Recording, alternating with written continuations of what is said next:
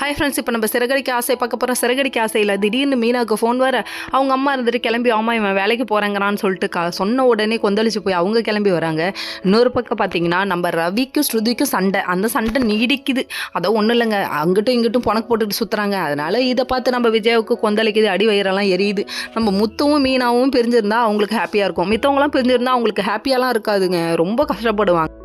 அண்ணாமலைகிட்ட போய் சொல்கிறாங்க, இவளுக்கு 3 பேர் சந்தோஷமாக இருக்கிறது எனக்கு பிடிக்கலங்கிறாங்க. மருமகள் 3 பேரும் ஒன்றா இருந்தால் சந்தோஷம்தாம்மா, உனக்கு ஏமா வயிறு எரியுதுன்னு சொல்லி அட்வைஸ் பண்ணுறாரு. இப்படியே போயிட்டு இருந்தால் அவ்வளோதான் அப்படிங்கிற மாதிரி ஆயிடுச்சு. அதுக்கப்புறம் பார்த்தீங்கன்னா நம்ம மீனா வீட்டுக்கு போயாச்சு. போயிட்டு அட்வைஸ் பண்ணுறாங்க, நீ சம்பாரிச்சு கொடுத்தாலாம் போதும், நீ சிட்டு கூட சேராத, இங்கே இருன்னு சொல்லிட்டாங்க. எனக்கு சிட்டி தான் முக்கியம்னு அக்காட்ட சொல்கிறாங்க. அக்காவோட வாழ்க்கையை அந்தரத்தில் தொங்குதுப்பா தம்பி, இதுக்கப்புறமாவது வீட்டில் உட்காருப்பா தம்பினாலும் அவர் கேட்க மாட்டேங்கிறாரு. இப்படியே போயிடுச்சுன்னா அவ்வளோதான், நம்ம நிலமை ரொம்ப வீக் ஆகிடும்னு சொல்லிட்டு என் வாழ்க்கையை நான் பார்த்துக்கிறேன்ப்பா, நீ முதல்ல காலேஜ் போய் படிக்கிற வேலையை பாரு, இல்லாட்டினா தெரு பொறுக்கியாக தான் ஆவ அப்படின்னு அவங்க சொல்கிறாங்க.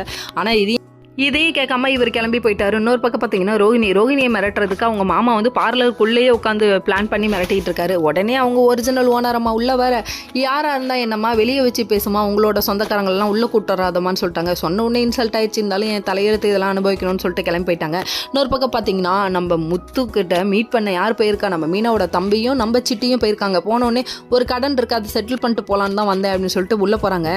உள்ளே போனால் அந்த உடஞ்ச கையோடு போய் 1 லட்சம் படத்தை வைக்கிறாரு. என்னன்னு பார்க்குறீங்களா, விஜயாட்ட ஆட்டையை போட்டாரே அந்த பணம். விஜயாவுக்கு நீங்கள் தான் கரெக்டு, அவங்க வாய்க்கு இதெல்லாம் அனுபவிக்கணும், இருந்தாலும் நீ போகிற வழி தப்புப்பா. ஓகே ஃப்ரெண்ட்ஸ், நெக்ஸ்ட் வீடியோவில் பார்ப்போம். பாய்.